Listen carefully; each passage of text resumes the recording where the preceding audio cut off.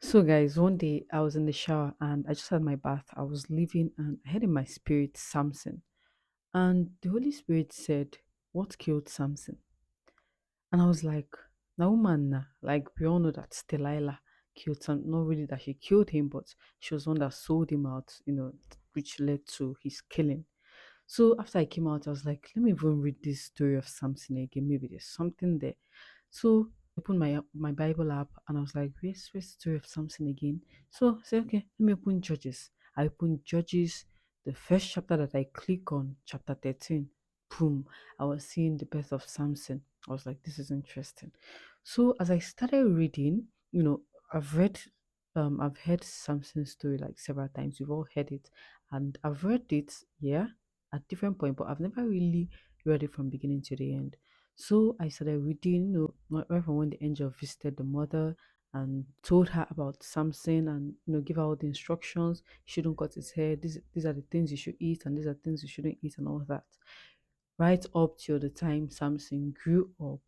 So this is the interesting thing, Delilah is very popular, right? Because she was one that led directly to his arrest. But there was another woman before Delilah whom Samson fell in love with. The first woman that he fell in love with, who was also a Philistine.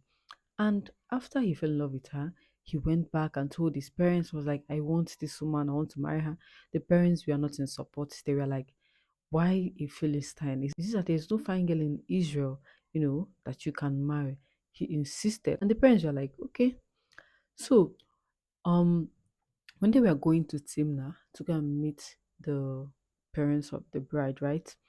A lion attacked Samson, and according to the Bible, the Spirit of the Lord, you know, came upon him and he tore the lion, right? At another point, when they were going to Timnah for the marriage, Samson decided to go check up on the carcass of the lion that he killed, and then he discovered that a swarm of bees have already gathered and, made some honey on the carcass of the lion. So he took some of the honey and ate and gave his parents, but he didn't tell the parents where he got the honey from, right?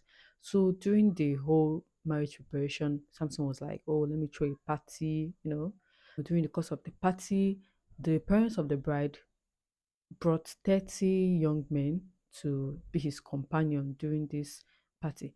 So, in the spirit of the celebration, Samson was like, oh, let me flex a little. He told them, um, I have a riddle for you guys. If you guys get this riddle, I'm going to give you this. If you don't get it, you're going to give me this. They were like, okay. So he told them a riddle and said, out of the eater came something to eat. Out of the strong came something sweet. He was like, okay. He was very sure in his mind nobody was going to get it because he literally didn't tell anybody. So the party was supposed to last like 7 days, and they had like 7 days to get the answer. So they started pressuring Samson's fiance, his wife to be, threatening her and telling her that we're going to burn down your father's house if you don't find out the answer from him. So that was how she started nagging and disturbing Samson, troubled him so much that he had to give in and told her the answer to the riddle. And she went on and told the Philistine men, who on I think the sixth day came and told Samson, this is the answer to your riddle. Samson was angry. He knew how they got it. He was like, had it been you guys had not plowed my heifer, you would not have gotten the answer. And he got angry. He did not even have the marriage again and he went home. So at the point when his anger was dissipated and he was calm, he came back for his wife. And the parents said, oh, we didn't know you were still interested. We thought you've given up on her, so we give her out to your best man. So she's now your best man's wife. Samson was really angry. So I'm missing a lot of details. You can go back and read it. But here's the point, right?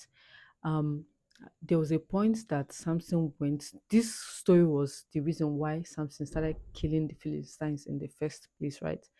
There was a point that the Philistines had to even kill the wife. That's his first love. They had to kill her, and this made Samson angry more. He was just killing everybody. So we now get to the part of Delilah. So the interesting thing is that first time that Samson fell in love with a Philistine woman, God actually allowed it. The Bible recorded that God was the one actually at work. He was the one that made way for him to be interested in the woman. so that he can get into the Philistines because that was his assignment.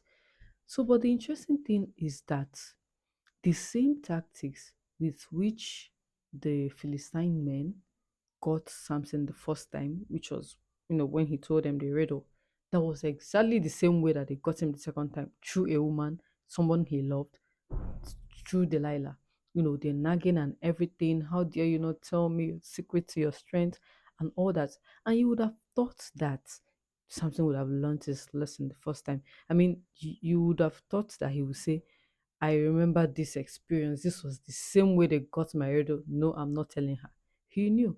And I don't know, he was just careless about the whole thing. And he thought maybe this time it was different. And he gave Delilah the secret to his strength, despite it being obvious that she was trying to sell him. So, what's the point here, right? I think we are all like Samson. I've heard a lot of people blaming Samson has been blamed so much. Like in today's world, he'll be called a simp, right? You know, it was so obvious that Delilah was trying to get him killed, and he still gave away the secret to his strength. But I think most of us are like this. Have you ever thought why you make a mistake or you have a bad experience? And it happens the first time, it happens the second time, and it happens the third time. I mean, there are people that have been in abusive relationships like two, three times, and they always see the signs are always there, but they kind of ignore all the red flags and they still move ahead and they say, oh, this time it's different. No, this one looks different. I know he has the signs, sure, but this one looks different. And for some people, you have invested money in a Ponzi scheme, and it was the signs you are there that this is a Ponzi scheme. They got you the first time, and there's another one coming now, and you are still going to carry your whole money, to invest again. So I think the Holy Spirit is trying to point out something to us, you know, concerning this. Look at the signs, do not ignore the signs, you know, don't be like Samson and say, oh, this one looks different, or you just go ahead, ignore all the consequences, and just go with your feelings. The first time might have been a mistake, right? The first time God might have allowed it, but the second time God allowed it the first time so that Samson can learn his lesson from it, but he didn't, which was what led to his death. Yes, God still had mercy on him, in the end, and his hair grew back and he killed a lot of Philistines. But that might not have been the initial purpose God had for him. Had it been he learned from this, from his first experience, he would have been able to ignore all this. So I think we should all look into our lives and look at the patterns again. Don't make the same mistake twice. Don't fall into this. Don't fall victim two times. Even if God saved you the first time, you don't know. The second time might just be the end. So learn your lesson and don't fall victim the second time. I really pray that God opens our eyes to see the truth, because sometimes the signs might be glaring, but we don't really have the insight. We don't have the eyes of our understanding are not open to see the signs or to actually relate it back to the former experiences we've had, because we are clouded with our feelings and all that. So thank you for listening, and may God bless you.